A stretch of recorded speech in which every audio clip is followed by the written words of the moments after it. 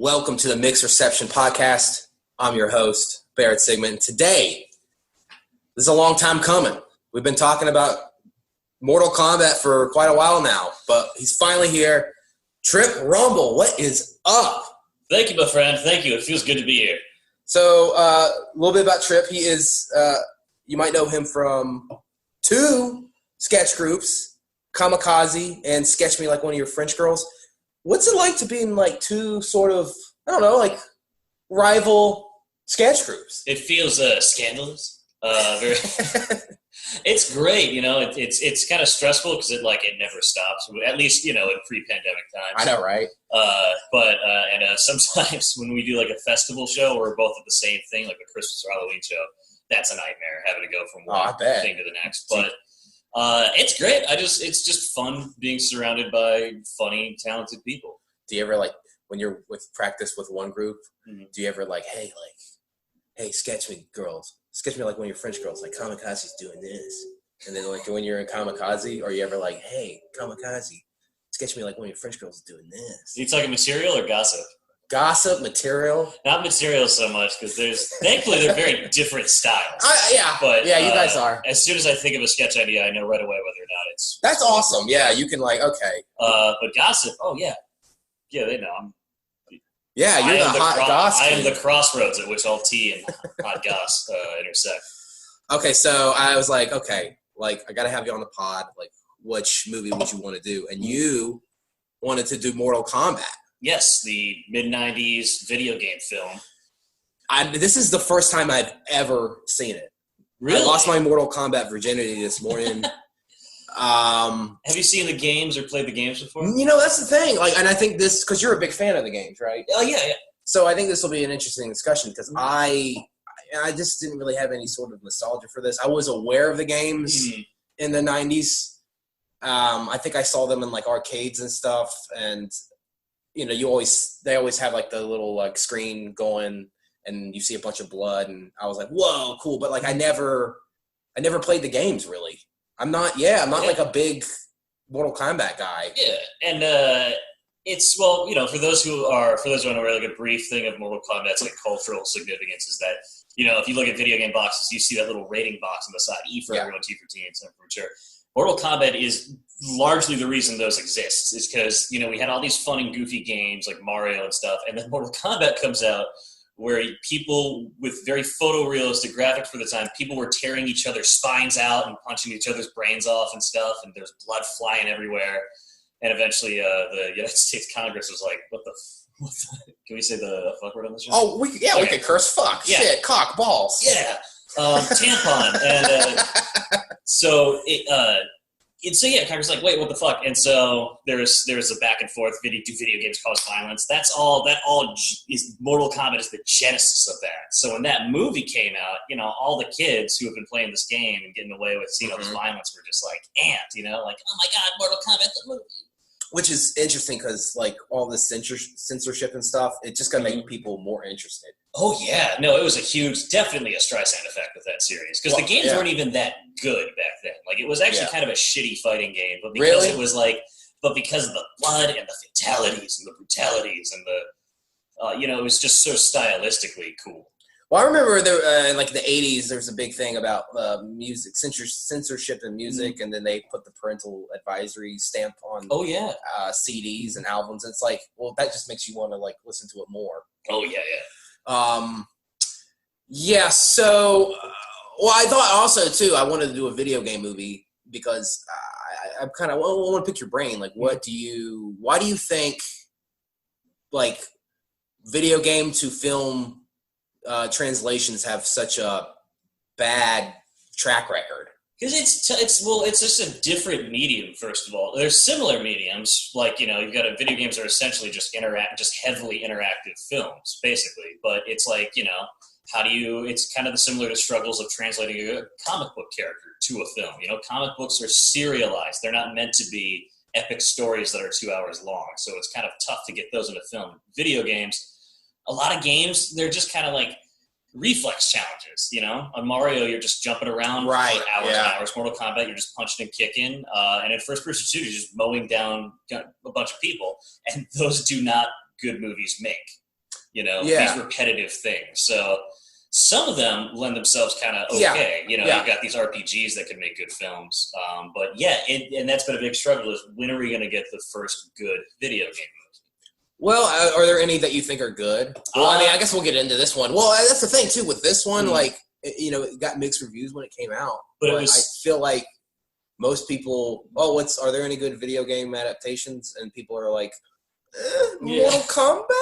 Well, at the time, I think when it came out, it was mediocre, but it was still the best one by far, and it was the highest grossing video game movie by far. Like it outdid, Street Fighter, the movie came out at a similar time, and this outdid even that. Like it was for nerds, it was sensational for sure. I tell you though, I did not hate that newest Tomb Raider movie.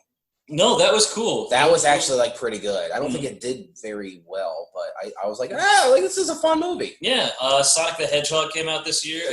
You were telling me. Odds, they actually had it was really well put together. Like they set out to make a good movie first that happened to feature Sonic. Yeah. Oh God, that movie had a really tough road. They had redesigned the character. Jesus Christ. God. I'm surprised it ended up being. It did pretty well. Oh yeah. I'm trying to think. Are there any ones that are halfway decent? I mean, Detective Pikachu. I didn't care for it. It slogs in the middle, but well, I don't know. When you think of a Pokemon movie, I don't want Pikachu. I don't know, solving mysteries. It was really that odd. was very odd. I think the first two Tomb Raiders are trash. Have you ever seen Super Mario Brothers? I want to see that. I've never seen it. Oh, that's shit. If it wasn't so awful, I would have done that for this podcast. But it was universally panned. It was bad. I'm trying to think. What are some other ones that are bad or good? Mm-hmm. They've done a bunch. Prince of Persia, when it came out, people were like, "Oh, is this the first good one?" I have not seen that. I haven't seen it either. But when it came out, my friends were saying that was way better than the other video game movies. It's just this. So we've got these arguably good ones like Sonic and Pokemon and Prince of Persia, but we're all still waiting. When is the first sensationally good video game movie? Well, it's interesting.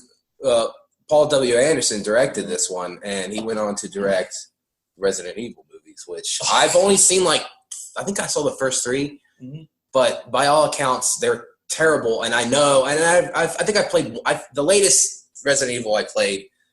So I haven't played the whole series, but I know that those movies are nothing like. Oh, they went off on their own thing.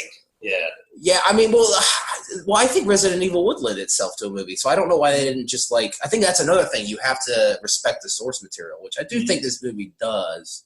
And I think that's going back to the thing, what makes video game movies so hard is I think a lot of people are afraid of the weirdness inherent in these games. That's what I didn't like about Pokemon. The Detective Pikachu thing is it's they're afraid to be a Pokemon movie. So you've got this talking animal gimmick, and in the middle of the movie, there's just no Pokemon for a long time.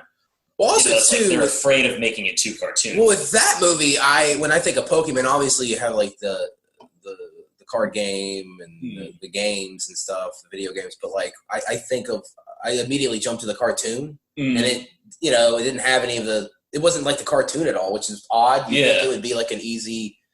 Slam dunk, the material's right there. Yeah, the material is right in front of you. I actually I actually reviewed a video game maybe about a month ago with Steve Wren, but we were kind of talking about we did The Last of Us Part 2, and they were talking about HBO is doing a Last of Us TV series. So I think another end of it is it's kind of a hard. You want to respect the source material. But a lot of games nowadays, it's they are movies. The Uncharted series and then the Tomb Raider series. So it's you don't want to just do what the game did. You want to do something different, but you don't want to do something too different. And with The Last of Us too, is it just the game already kind of feels like you're playing a long movie or a miniseries. So do you just do something different, but that'll piss people off, or do you just adapt it, and it's well, fuck, I've already seen that. So I don't know. It's tough. Video games are tough. So this movie. So when were you a kid when you saw this? What's your experience with this movie? I saw it. I was a single digits boy, and I saw it at a friend's house. I didn't get to see it in theaters, but as soon as it came out on video, my friend's like, "You got to come over and watch it. Don't tell your parents that we're seeing this." And in retrospect, the movie's not even that gory. Disappointingly, I have a lot to say about that. Yeah. I am kind of because they knew it was going to be kids. Yeah. They knew they had to keep it PG-13. Well, I hate reboots and remakes and stuff, but this is the one thing I think not mind seeing get rebooted. Oh yeah, because a lot of these big franchises have seen success going R-rated, like Logan and Deadpool. Like, make this R-rated. Oh hell yeah! And now that generation's all grown up, like the audience is definitely there. Oh yeah, even better. And it's like, well, also too, like this was notorious for its violence and gore. Yes, you think? You've seen it since? Like, do you remember the scene? There's a scene where Johnny Cage kills Scorpion. And it's conceppely way more violent than anything else in the movie, and they're able to get away with it because Scorpion's like a flaming skeleton person at that point. So he gets cut, and then lava comes out. I bet you originally it was probably blood. Exactly. Like, no, we can't have blood. Let's have lava. It's just orange goo. Yeah. So like orange goo flies out of his guts, and then his like skull gets cut in half, and then Johnny Cage leaves a signed autograph on his body. I can't wait to. I got that in notes. I can't wait to talk about that. I was like, the whole movie needed to be like that, but with real blood and gore. And then it might have still been mediocre, but it would be killer to watch. So as a kid, did you like love this movie? Yes, absolutely. Now I was running around quoting Scorpion and Sub-Zero, the deadliest of enemies, but slaves under my power. I was like 9. I thought that was the coolest thing to say. Now we're doing the first one. We won't get too into the second one, but I haven't seen the second one. But I think because I like schlock, and this movie is schlocky. It didn't go enough into the schlock territory, but I think I would probably get more out of the second one because I hear the second one is one of the all-time like worst things ever. So the second one picks up exactly where the first one leaves off, like to the scene, like everyone's in the same pose. But because it's such a schlocky, trashy franchise, all the lead actors are recast. Okay. And it's maybe except for the main Asian guy. So like if you're gonna recast all your actors, maybe don't start on the exact same scene. Jeez. It just looks real trashy. I have a lot to say about that ending. We're gonna get into it, but I don't know. After watching this, I do want to watch the second one. No. I read a joke once, and it's true, but it was just like no one ever walks in Mortal Kombat 2. Everyone's always like kicking, punching, flying through the air. When Liu Kang gets told his father is killed, he remorsefully backflips away. Wait, really? It's close, man. Like, oh my god, no one ever locomotes normally. This sounds fucking awesome. Yeah. I'm probably gonna watch this tonight. Okay, so let's get into reviews at the time. I got like 5 reviews. Some are mixed, some are positive. Honestly, like doing the research. Like, the reception at the time, like, most people either, like, liked it, like, oh, it was good, or just thought it was okay. Like, I didn't really see any, like, overwhelming, like, dislike for this movie, The first review I have is a positive. Leonard Claddy, Variety. Quote, where others have sunk in the mirror of imitation, director Paul Anderson and writer Kevin Droney effect a viable balance between exquisitely choreographed action and ironic visual and verbal counterpoint. I do think, I haven't played the games, but, because of pop culture, I'm kind of aware of, certain things. I think it does kind of like, visually kind of feels like the video games. And yeah, the set design is awesome. I think that's something that's absolutely really good about the Mortal Kombat movie is like the backgrounds, the props. There's a lot of practical stuff going on. I did like cool. That island they were on was kind of cool. Yeah. I don't know. It looks good. Siskel and Ebert. So Roger Ebert, he gave it a thumbs down. Siskel gave it a thumbs up. So Roger Ebert, thumbs down. He said this movie was like right in the middle.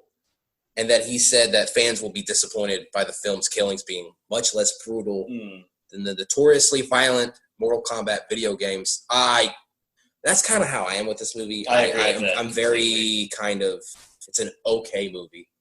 I wanted more brutal deaths in this. Like it's funny because I thought this movie was rated R when I saw it. So I was like, oh, okay, like, fuck yeah. And then I saw the movie. I'm like, is this, honestly, I was like, is this PG? Nobody even bleeds in that. Like, the audio, they Foley it like people are getting their faces blown up, and like it sounds like it, but it's just like there's no blood or anything. No. And then Gene Siskel, so thumbs up, he said the only halfway decent video game movie he had ever seen. He said it was a lot of fun, and that he was surprised by its various high-quality production values, including the often sensational special effects, exotic locations, and the cast of characters being clearly drawn out of appealing types. The special effects. For the 1995. Well, a lot of reviews I was like reading, they were like, oh, like the special effects are so good. And I'm like, really? I mean, you got to think. I know this is 95, and this was like the post T2 Jurassic Park, era, and everybody wanted to use CG. I mean, that was like the big thing, but like, God, that lizard. I mean, that was bad. We'll get into it, but that was pretty bad. That was something they should have done with practical. The forearm monster, whatever, what's his name? Goro. So I think I read that it was like a mixture of like puppets and CGI. I thought that looked like pretty decent. He looked pretty cool, yeah. And also, there's some really bad like green screen. Like, we'll get into it in notes, but like the beginning of the movie, it's like the sky. It just looks like it's just a inserted in like backdrop. The skyscapes are weird looking. They also have like, they just kind of put, I don't know if this is Mortal Kombat or the 90s, but they just kind of have, like, there's a scene where they're on a dock, but I guess like somebody was like, oh, this isn't exciting enough, and so he put some guy fucking welding something in the background. Wait, really? Yeah. I didn't even notice that. It's like, why is there, it's just so we can have sparks in the scene. Well, that's Paul W.S. Anderson. Yeah. Lisa Schwartzbaum of Entertainment Weekly called Mortal Kombat a contentedly empty-headed extended advertisement for the joy of joypads. Joypads, I guess it's a controller. I've never heard it called a joypad. Is that a term for controller? So that's a term. Okay. Mm-hmm.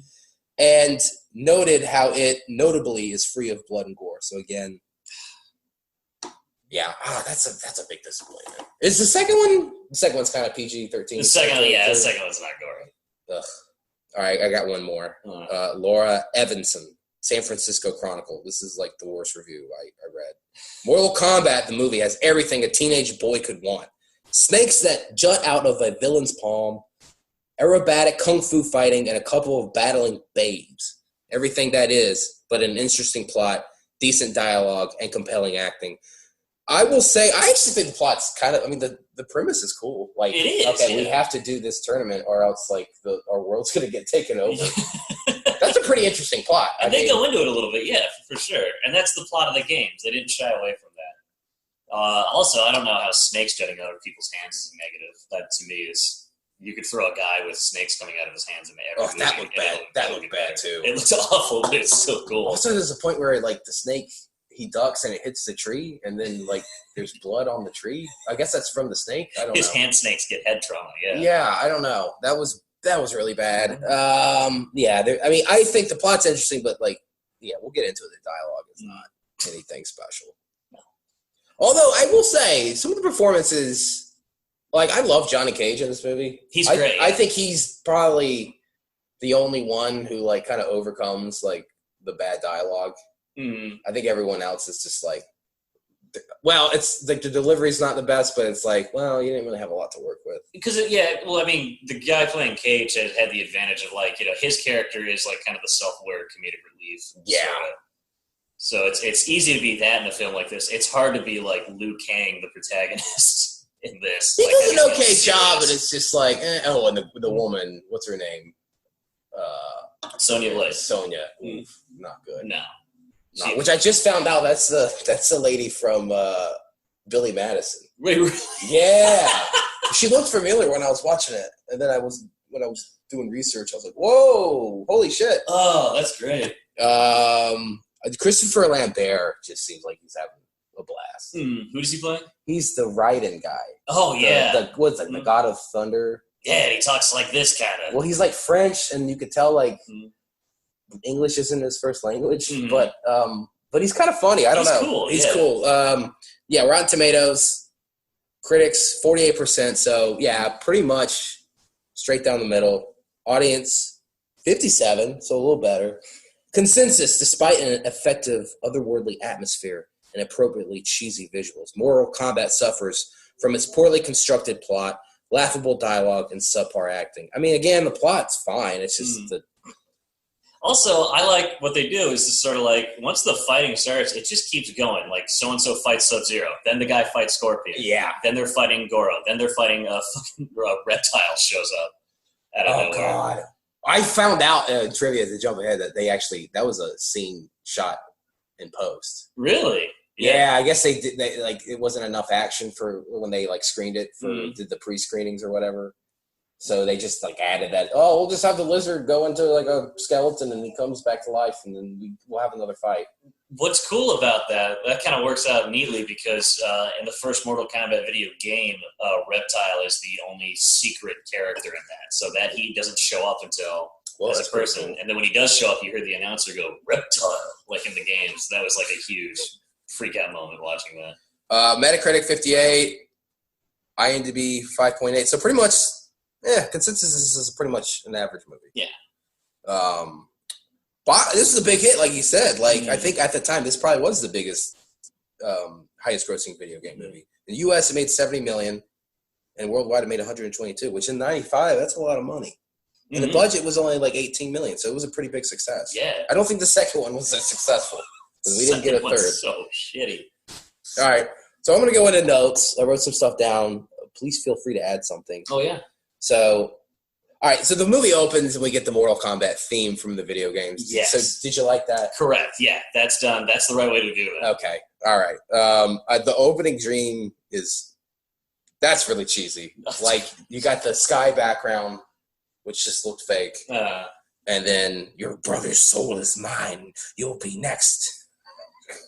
I love that shit. I love the villain saying shit like, your soul is mine. Which these are quotes directly from the video game. Oh, yeah. No. In fact, in the newest Mortal Kombat, the 3D character model is directly after that actor, and he reprises his voice role. No shit. Yeah. I thought he was... kicks, you know? Yeah, I thought that guy was okay. He was pretty good. I love the Johnny Cage fake out. This is where you fall. And it's cut.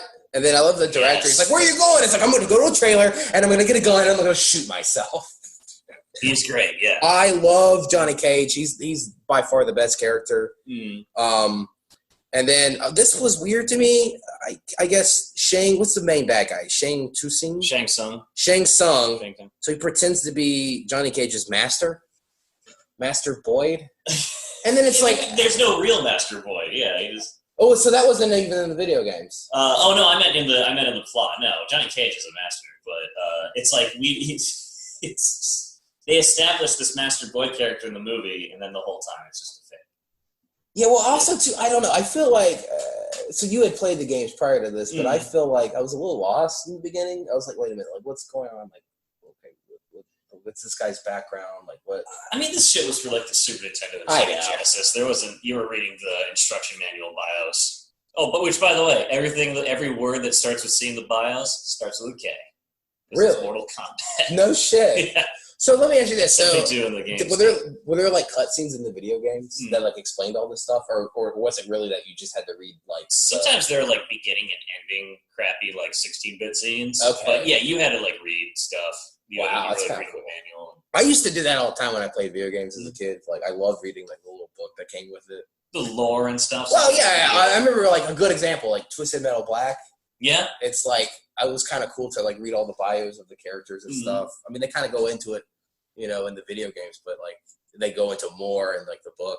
I don't know. I miss effort into video game booklets. They need to bring that back. I know. It was cool to get those little things. Sometimes when they do a release, a trend now is to release a game in the style as it was 20 years ago. Yeah. And sometimes when they do that, they'll have a special edition that comes with the old-timey box art and a fake booklet, yeah. Also, what's the girl's name again? I keep forgetting. Sonya. What is her deal? She's trying to track down this Australian dude. She's trying to track down the mercenary Kano who killed her partner. Oh, I didn't get that from the movie. Maybe I just wasn't paying attention. It was that. Did they say that in the movie? They only mentioned it once. That's what I'm saying. It's like I feel like nothing's really explained too in depthly. Like I don't know. I was a little lost like watching the movie like in the first 10 minutes. Like what's going on here? Like what? I feel like you had to really be a fan of this stuff to really. I don't know. And it's like they always have a lot of shit going on in general. Like you notice when they're finding the first scene with Sonya and her other partner, like they're going through some nightclub with shotguns. It's like it's in the middle. Like there's no establishing shot. It's just like cut to just a random scene. Like I was just like, what is going on? The beginning was rough. I thought. Oh, super. I do like this. So basically, I guess they all catch wind of this tournament, and so this was shocking as hell. The Flying Dutchman shows up to take them away. But I love this scene. It's racist as hell. Johnny Cage basically comes up to Liu Kang and he's like, "Hey, come here, take my bag. I'll pay you good." I know, right? It's like, oh, this is just an Asian guy. Oh, he must be a peasant. Here you go. And then he just throws his bag. I know, and he gets his comeuppance, awesome. yeah. But and then Liu Kang just kind of gives him shit throughout the film. But yeah, on the Flying Dutchman, and Raiden shows up, and this was some of it. He's hilarious in this movie. He's like, the fate of billions will depend on you. That's awesome. That made me laugh. That was great. I wrote that down. I want shit like that if they do the reboot. I want corny ass lines. Yeah, honestly, I think for the reboot, I gotta be honest, like the fights were serviceable in this. They were serviceable. I didn't think it was anything special. No. And we've been kind of spoiled, I think, the last decade. I mean, we've gotten some really good stuff like the Raid movies and the John Wick movies. And fight choreography is its own industry now. It is, and I mean, the fight stuff. Well, even like Bloodsport, which I reviewed with Ed Carden, but Bloodsport, Mortal Kombat pretty much took inspiration directly from Bloodsport, like the whole tournament thing. But I thought like those fight scenes were better in that movie. I don't know. It was serviceable. I mean, you could tell they knew what they were doing, but I don't know. I think if they did a reboot, you can really get some good choreograph, some fighting in there, and then just more gore. That's all you gotta do. Yeah, really. And we're talking about it. They are working on one. It was slated for 2021. I don't know. Is this like a movie? So it's gonna be in theaters? A feature film, yeah. Oh hell yeah! Do we know who's directing or anything? I don't know. Better not be Paul W.S. Anderson. I know, right? Well, given how amazing and cool the games are nowadays, I would be shocked if the movie was shitty. Like, I think it'll at least be mediocre, but I know it's going to be gory as fuck. Also, this they go to the island and they meet up with Shang Tsung. Oh, wow, I know it's a silent T. Yeah. Shang Tsung. I got it. Yeah. This thing bothered me. We're gonna give you a taste of things to come, and then they just knock over all the tables with all that food on it, and I'm just sitting there thinking like, you're gonna have to pick that up. I know. That really bothered me. It's so wasteful. Yeah, like it's ridiculous. The food looked good. The feast looked really good. It's cool. So we get a little fight scene there. As I mentioned before, we get the CGI lizard, which I guess is like, I don't know what the purpose of it. It's like to stalk that other girl, Katana, right? They wrote him in as like protect Katana, make sure the humans don't get to her. But it's really just bait for a fight. It's just that they're just a lazy way to write another. Like you got Sub-Zero and Scorpion, who they've got their own costume and powers and moves, and just no character or backstory. They're just there to fight and kill people and then get killed. Which, speaking of which, we get Cage versus Scorpion, which might be, I don't know, it might be the scene of the movie. Like, totally. Yeah, like they're fighting in the forest, and then they get sucked into a portal. Because Scorpion teleports in the games, yes. That's what they don't fucking establish this in the No, they don't establish shit in these movies. And it's a cool scene. You got that forest that's like laid out in the grid, kind of. They have fun with that, and then they get teleported to this like bridge in hell, and they have a lot of fun with what's going on in there too. So I actually have an issue with like the whole like whatchamacallit. I thought this was supposed to be like a tournament. Like, aren't they supposed to like be fighting in front of like a group of people? It's like a very loose definition of tournaments. Yeah, and also more like a battle royale. Well, there's a scene where Lao is fighting Katana, and she kind of is like, "Oh, you need to fight with your heart." But was that a fight? Yeah, right. That was very weird. They're just sparring practice round. Yeah, I mean, I thought it was like the real deal because they're fighting in front of the guy. Well, they established someone has to formally challenge someone, and the other person has to formally accept said challenge. That's not a tournament. Tournament. We got this. We got Liu Kang. We got tournament. We got Shang Tsung. Well, I'm not pronouncing anything right today. Yeah, I don't know. Very weird. Also, I feel like a lot of these, like the bad guys clearly have the advantage. Yeah. They have shit coming out of their hands, and they have powers. Like, that's not a fair fight. No, not at all. It's like the boys. Well, no wonder they've won 9 times. Yeah. Like, this is ridiculous. He's got snakes in his hands. That is the most random thing. I wonder what they were smoking when they came up with that. Like, hey, wouldn't it be cool if like a snake came out of his palm? Well, the whole draft for these video games is like, what would boys play? And it's like, this guy's got ice powers, and if we color him yellow, we'll give him snakes in his hands. What if we colored him green? Fucking brilliant. Reptiles. Put him in the game. So, yeah, they fight, and then, yeah, I guess anybody can use weapons. I guess nothing's off the table. So, yeah, then he slashes the side, and not blood, but lava comes out, and then he gets unmasked, and then he's like a skull. Yeah, because he's undead.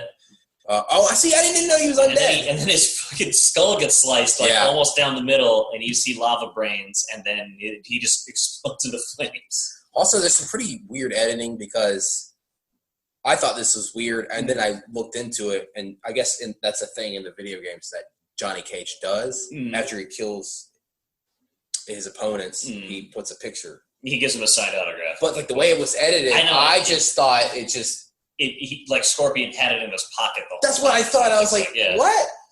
That's weird. Is this a plot twist? Did Cage just kill one beloved fan? Yeah.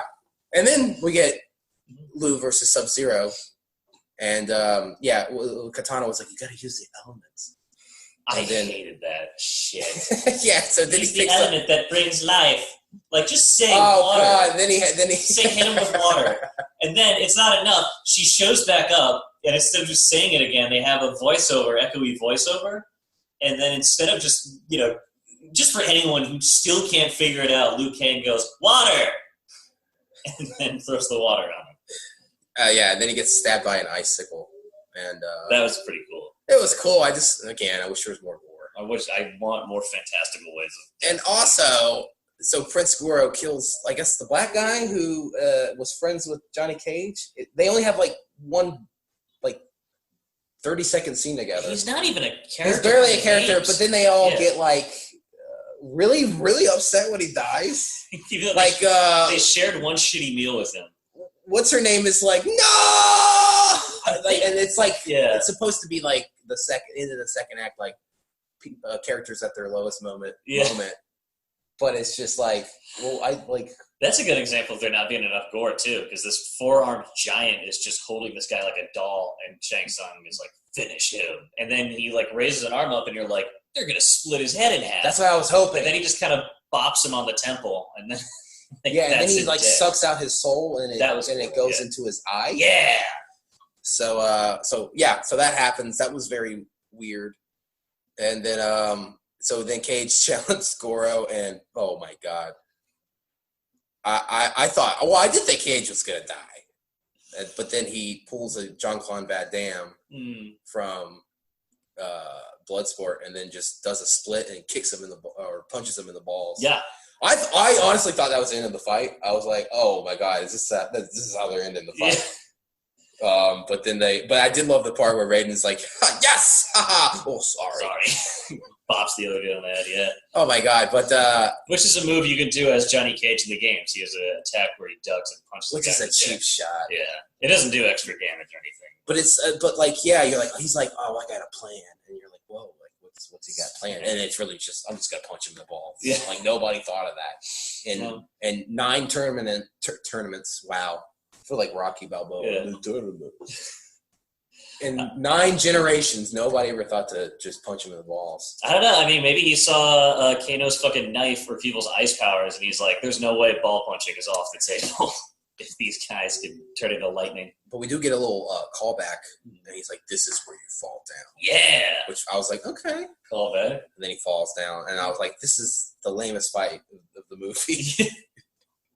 And then basically, yeah, like you said, this movie's basically just fight after fight after fight. Mm-hmm. We get Lou versus Reptile, which I did laugh at the kicks. Like the bicycle kick in the midair. The bicycle kick. Yeah, that was awesome. That's tight as fuck. I love that. So he defeats him, and then it's Lou versus Shang. And what Shang is chicken shit. He just like raises like, I guess, spirits. Yeah. He just doesn't do the dirty work himself. Yeah. He just gets the souls that he's taken. And then he beats those guys, and then he beats Shang. And his brother's like, I'll always be with you. That was cheesy as fuck. Yeah. I do like during the fight where Johnny Cage is like checking out Sonya. Yeah. That was great. Johnny Cage, every scene with him was great. And it's when they go to the outer realm or whatever, and he's just like, oh, I'm being surrounded by people who don't like me. It's like high school. It's like, dude, you're in hell. Like, honestly, like, there's not much of this movie, and then like it's over. You think? Mm-hmm. The ending is so like abrupt, and then Emperor Shao Kahn shows up in the sky, the big bad, and he's like, "I'm coming for your souls." But like, what? But like, they beat you though. Yeah, it's like why they won the tournament. They don't establish the relationship between. They don't even tell you who Shao Kahn is and like why he's Shang Tsung's kind of overlord, and they just kind of throw him at you because they need to make a cliffhanger. Yeah, God, that was an abrupt ending. Yeah, that was really bad. If you think that's rough, you should see the beginning of the second. Oh, I can't wait. Well, I think I'll watch that tonight. It's worth seeing it once. I don't know if I would watch this again. No, I wouldn't blame you. I think it's like it's one of those FX movies where it's just like it's like a Sunday afternoon and you're bored and it's on. Like, okay. And it's a movie that could get broadcasted on TV because they kept that PG-13 That's true. So yeah, I mean that's all I have for notes. I'm telling you, it wasn't a lot because there's just not a lot to this movie. No, it's not very. It's just fight after fight after fight. But I got some trivia. Yeah. So I was talking about. Bloodsport was kind of like the direct inspiration for Mortal Kombat. Well, Jean-Claude Van Damme turned down the role of Johnny Cage to do Street Fighter, which you've seen Street Fighter. Yes, he played the protagonist in Street Fighter. Okay, now is Street Fighter? I hear that's a pretty bad movie. Is it worse than Annihilation? It is worse than Annihilation. It's better than Annihilation, but worse than this Mortal Kombat movie. Okay, for sure. Even though Raul Julia plays the villain in that, he's fucking awesome in it. Oh yeah, I've heard he's great. I kind of want to. Yeah, I want to watch Street Fighter. That's kind of has a cult following. It's kind of one of those famous bad movies. So Mortal Kombat, they make this movie from the video game, and when a lot of movies get made, there's usually a video game of the movie. Mortal Kombat, they were like, we don't need to do that because we're already a video game. They didn't get the memo there at Capcom for Street Fighter, so there is Street Fighter, the movie, the game. Whoa, that is a really? Street Fighter game with none of the fucking charm of the games because it's all photorealistic people. Did you play that game? It's awful. Really? Yeah. It's like, why would you make this? Well, there were photorealistic characters in the Mortal Kombat game. Oh, yeah, no, I wasn't denouncing that. It's just one of the big charm. Right, yeah. The draw of Street Fighter is that it's these cartoony, colorful characters, right. So it's like, why suck the life out of it? But yeah, he turned it down to do Street Fighter. But the character, Jean-Claude Van Damme's character in Bloodsport was like the direct inspiration for Johnny Cage. Mm-hmm. I gotta say, I'm so glad he turned it down because I think the actor that got to play Johnny Cage was awesome. He was terrific, yeah. Yeah, well, he can actually act. Jean-Claude Van Damme is, I like his movies, but he's a horrible actor. And then the dude looks, the Johnny Cage guy looks the part of like your Tom Cruise type Hollywood action star. So the beginning where Johnny Cage is like, cut, you're supposed to fall, and the director's like, hey, where you going? So that was supposed to be a cameo by Steven Spielberg. Really? Yeah, well, he was a big fan of the games. Oh. And they're like, hey, like, you want to do this? He's like, absolutely. But then I guess there was like scheduling conflicts. I don't know what he was working on at the time. But that's cool. But yeah, he had to like bow out. But the director they got though looks kind of looked like him. Yeah, I was wondering that when I was seeing it. I rewatched it this morning. I was wondering that when I was looking at that guy. It's like, was that supposed to be a Spielberg insert? But yeah, apparently, yeah. All right, so Bridget Wilson Sapras, the actress who plays Sonya, so she auditioned for this part several times, and I don't know, the casting process was taking too long, so she was just like, fuck this, I'm going to do Billy Madison. And initially, they were going to have, so Christina Applegate was considered, but then they wanted to go with Cameron Diaz, and I guess they saw the dailies of The Mask, and they're like, oh yeah, that's our girl. And so she was training for this movie, and then like right before filming was about to begin, she breaks her wrist, so she can't do the movie. Oh wow! And then Bridget finishes Billy Madison, and then like literally like the day after she finishes that movie, they're like, Cameron Diaz broke her wrist. Do you want to be in the movie now? And she's like, yeah. She like after she finishes it, she literally gets on a plane and like flies to the set of Mortal Kombat. Nice. And so she didn't have time to train or anything. She would like train in between like her scenes and stuff. Like I guess the scenes that didn't require fighting. Yeah. Speaking of, so Johnny Cage, I thought this was kind of fucked up. So the actor, trying to get the actor's name, Lyndon Ashby. I don't know what this guy's done since. Never really heard of him, but so his fight with I forget which fight it was, but basically the stunt double was like, you should do the fight. It's a Scorpion fight. Yeah. It's like, you should do the fight. It's going to look better, which is fucked up. Like the stunt double. Yeah. No. So he's like, all right. So wait, the stunt double told him? The stunt double told him like, hey, like, I mean, stunt double doesn't want work or fame. Well, I think the stunt double is basically like, I think they encourage the actors to do their stunts if they can. Yeah. If there's something like too hard that they can't do or that's too dangerous, they'll get the stunt double. But I think they want, because you have to do some tricky editing. Yeah. The stunt double has to do it. So they're like, hey, like you've been training, like it's gonna look better if you do it. So he had padding, but they kicked him and he severely injured his kidney, and it was so painful he urinated blood. Why wasn't that in the movie? I know. I wanted a scene of him. I wanted a scene of him urinating blood. I know. That would have been awesome. They're like, let's edit that so when he punches Goro, he sees blood. That would have been great. I got one little last tidbit. So Sean Connery was the first choice to play Raiden. Connery turned it down because he wanted to play golf and wasn't interested in a physical role. Which Raiden doesn't do anything in this movie. He really does. He turns into lightning at some point, but I think. But yeah, it sucks that he doesn't fight or electrocute people. I guess those are the rules. I guess he can't intervene, or I don't know. They could have written it in there. I don't know what his they wrote Reptile into this movie. They could have found a way to make Raiden. I don't know what his deal is in this movie. Why is he there? He's like he's their Gandalf. I guess I don't know. He has no purpose in the movie. He has no purpose. He guides them. He gives them hints, and he's like, I'm encouraging you from the sidelines, but I can't do anything. In the video game, what like does he fight? Like what's his? Oh, he fights. Yeah, hell yeah, he's a character. Yeah, he's on the side of the mortals, but he himself is a demigod. Okay. Yeah, I guess. Have you ever seen Highlander? Yeah. So Christopher Lambert and Sean Connery, they're in that movie together. No kidding. Cool. They're also in Highlander 2, The Quickening, which I hear is a pretty bad movie. I've never seen. I need to see the Highlander movies.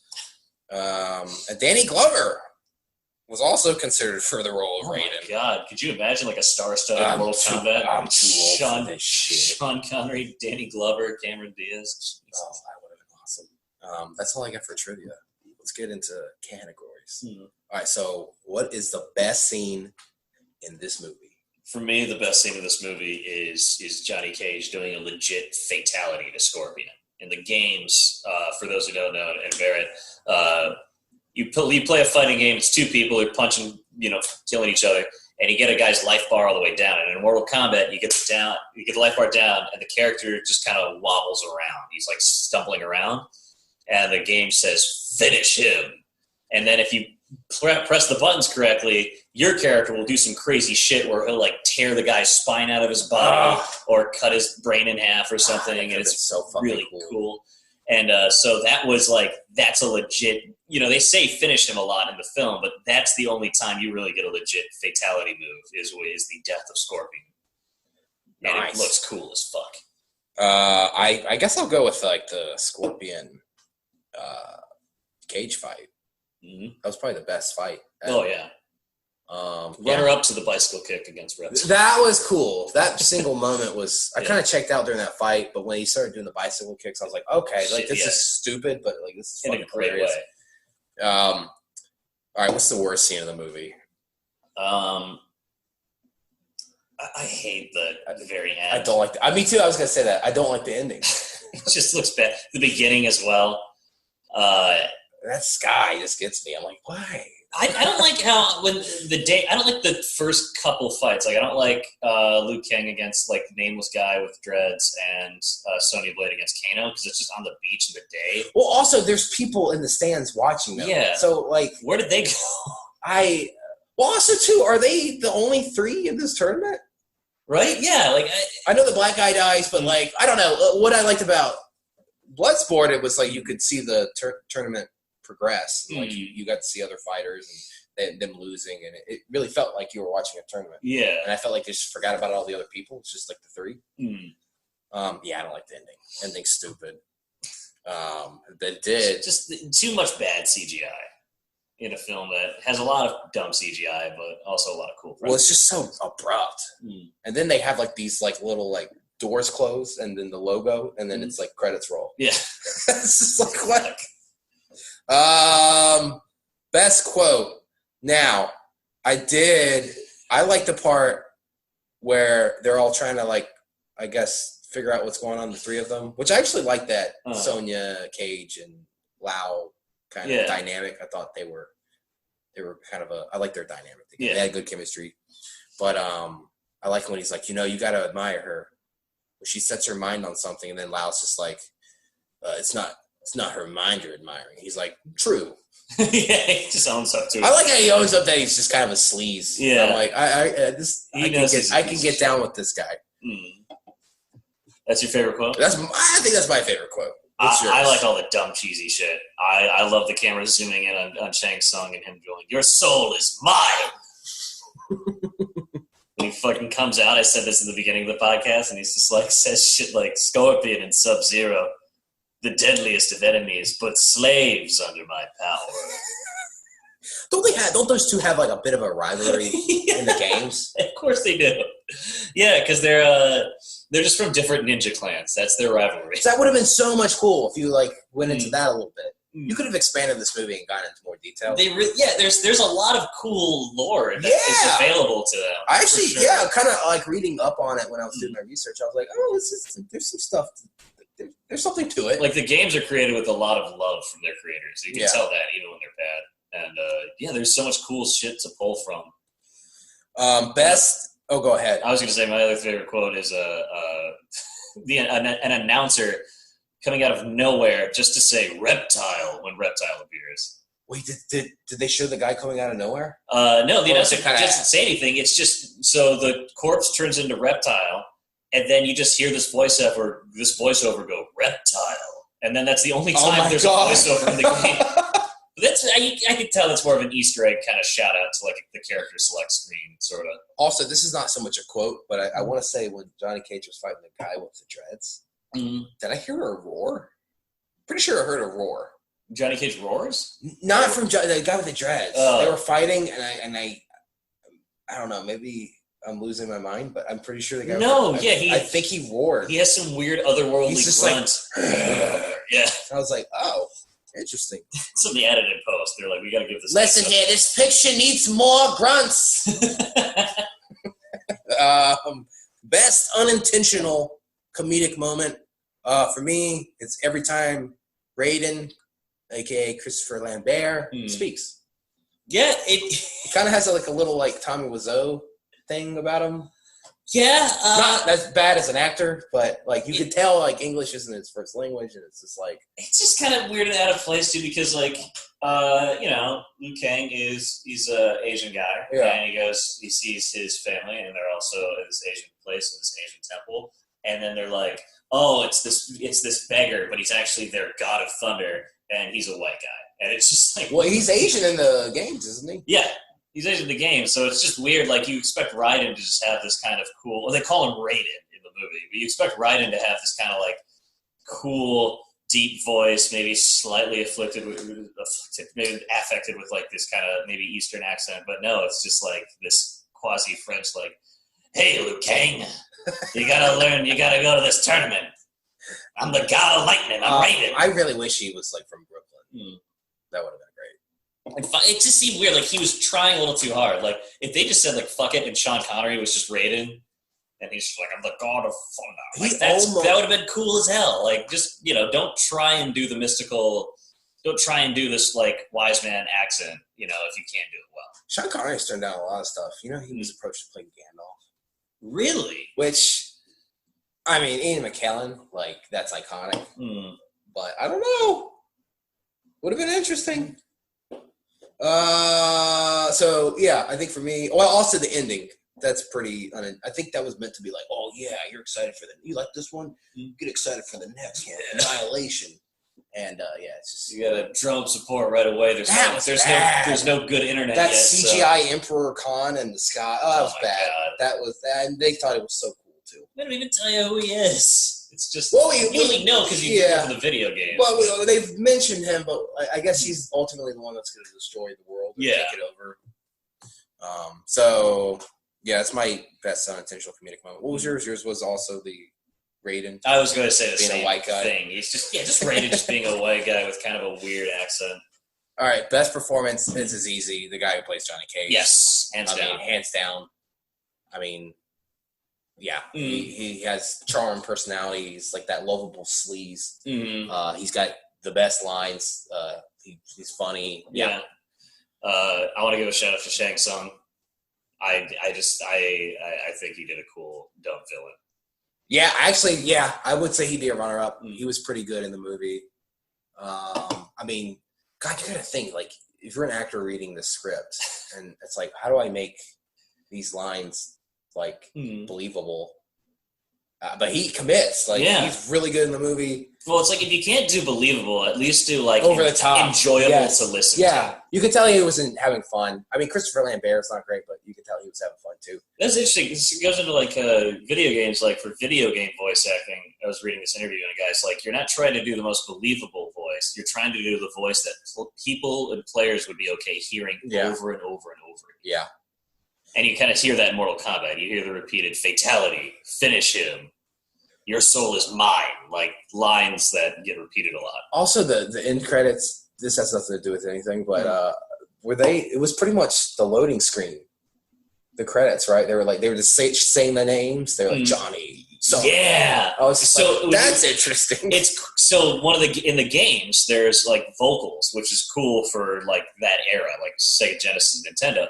But yeah, when the character select screen, when you pick a character, the announcer says their name just like that. So it was cool, but it's like in this compressed audio way. So it's like Johnny Cage. Yeah. So it was cool in the credit scene to hear like a fully uncompressed Johnny Cage. Yeah. In the thing. And then we come to our last category, worst performance. I think it's the girl, Sonya. Yeah, she just kind of has the same. She's hot, emotion. But like, I don't know. Cameron Diaz would have been so much better. Yeah. Cameron Diaz is like, I mean, I'm not the biggest Cameron Diaz fan, but like, I don't know. She's been in some good movies, and I think she can give a good performance. I mean, in her defense, like the lines she had to work with weren't the best, but I just. No, but she wears the same facial expression for the whole movie. You're right. Yeah. She just has this resting bitch face. She does. I know. I think she's like actively scowling throughout the movie. That's not a resting face. Also, speaking of Sonya, that one scene where she like, I guess, puts her legs around the guy's neck. Who's the guy she's after? Kano. That was fakey. I know. I'm dumb. like, if you're gonna strangle him with your legs, like maybe your thighs would be better. She breaks his neck with her ankles. Yeah, she breaks her. Yeah, I was like, okay. And you don't even show it. But again, that's them trying to write around PG-13. Well, also too, that was her not probably having the proper training because she showed up last minute. I don't know. And this just drives me nuts about this movie. So yeah, they don't tell you who these characters are. It's like Kano's got a fucking metal half of his face. It's some crazy alien knife, and they just never say what any of that shit is the result of or is. No. It's like, yeah, that's the guy at Metal Face. Yeah, that guy's got scorpions in his Oh, eyes. yeah, I forgot he had a metal face. Yeah, oh, God, there's nothing's explained. All right, well, so we've reached the end of the show, so give me your rating out of 5 and your closing thoughts. Out of 5. I give it I'm going to give it a 2 out of 5. Okay. Because it generally sucks, but more than a 1 because there's stuff I like a whole lot about it. I think it was as a video game nerd, I'm very happy. It was a big step forward in terms of progress. You've got really, really cool set designs in it. They look like they're straight out of the game, but these sets are mostly not CGI, which was nice to see because it would have been an easy move for them to just go, bad 3D graphics. But yeah, you got a lot of cool like set pieces, a lot of cool production design. The costumes for the time were pretty neat to look at, and they were not, they were only afraid to embrace the weirdness of Mortal Kombat in terms of like going PG-13 to R. They openly have Scorpion, they openly have Sub-Zero's ice powers. Raiden's a lightning guy. They don't shy away from any of this stuff, which is cool. But at the end of the day, there's no blood and gore in the Mortal Kombat movie. I know. Which is like a Mario movie where nobody jumps. And then there's no backstory to any of this. They don't really give you anything. They're just like, here's a bunch of slapdick fight scenes where nobody gets hurt. Slapdick. Yeah. Honestly, I was gonna after I saw this movie, I was gonna give it a 2.5, but like I don't know, you kind of talked me down. I don't know, like in this last hour. I'm not married to my score, but yeah, I don't know you. I'm like it isn't that great. No. I think I'm 2 out of 5. I agree with you completely. I just wish it was R-rated. No, hey, fingers crossed for next year, man. Yeah, I think it will be R-rated. Have you seen footage from the newer Mortal Kombat games? No, that gives me hope that it'll look cool. I have not played a Mortal Kombat game. So you've played the newest one? Yeah. Okay, it's pretty good. Oh yeah. It's tight as hell. Yeah. Yeah, I think the fact that this was PG-13, that's a bummer. And yeah, we just like I said, like the first 10 minutes, I was just like, okay, who's that? What's this person's deal? I feel like you almost have to be a fan of the games to really get any. To get any enjoyment out of it, you'd have to be a fan of it. Yeah. Or a film buff like yourselves who enjoy seeing the CGI. I don't know. Fucking Gene Siskel thought this was astonishing. I thought the CGI was pretty bad. It's really just a lizard. Yeah, I mean, it's 1995, I know, but it looks really bad, and I thought the fight scenes were just serviceable. They were just serviceable. They weren't anything special. I really want this to be rebooted. I think I hate reboots. I'm against them, but I am a champion for this reboot. I think because you recognize the potential, like so much potential, and I like the premise. I think it's cool. Also, I never really felt the scope of the tournament, as we kind of discussed. Like, there's not people in the stands. And you don't get a feel. You don't know what the stakes are, but you don't really feel the stakes. Exactly. Yeah. Like, this is the end of the world. Like, this should be a stadium full of people, and there should be so many people, like, fighting in this. But really, they only focus on 3. And, I also didn't care for the sound design in general because it's Mortal Kombat. You would expect your ears to just be full of stuff like, but instead the fights are just like, yeah, sound design's not that great. Yeah. Oh. I think Johnny Cage is a highlight. I think his performance is great. I do like that it's not all CGI. I mean, there are sets and stuff. Isn't that pathetic? Like we're at the point now where we get excited if there's a set in the movie. I know, man. And it always shows. Like no matter how good CGI gets, you can always tell when something is practical effects. But no, that island was cool. Like the locations. Oh yeah, they had all these cool like temples and buildings and shit they shot around. I mean, I didn't regret watching it. I had fun watching it, but I don't know, it was a tad bit on the forgettable side. And well, I think here's the question of the episode. It's like, is this the best video game movie? Of its time, yes. Of all time, not even close. Okay. Now, and what would we say is the best now? I think that probably Tomb Raider for me. I mean, I don't watch a lot of video game movies, but what about you? I think Sonic the Hedgehog is the best video game movie. I need to see they that. have. Damn. So it's that good, huh? It's not. I wouldn't. It's not like. Well, here's the thing. It's not like. It's not so good that you would see it not already being a fan of Sonic. But I mean, it's sort of like you could tell they set out to write a good movie first that happened to be about the Sonic the Hedgehog franchise. A lot of video game movies try too hard to be the video game first and then a good movie. Sure, I'll have to check it out. Mm-hmm. Well, also, Paul W.S. Anderson, Resident Evil. I did you hear this? I think they're making a Netflix series on Resident Evil.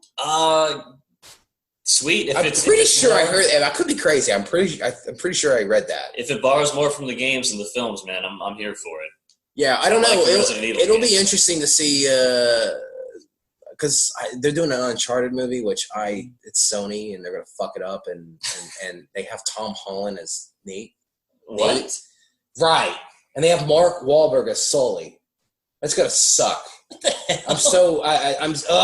Sony, you're gonna fuck it up. You're gonna fuck it up. Unless Tom Holland is the most dynamic actor on the planet. But to me, I don't know, like Nathan Drake's like older, is rough. He's got the 5 o'clock shadow. Like fucking Tom Holland's like a young.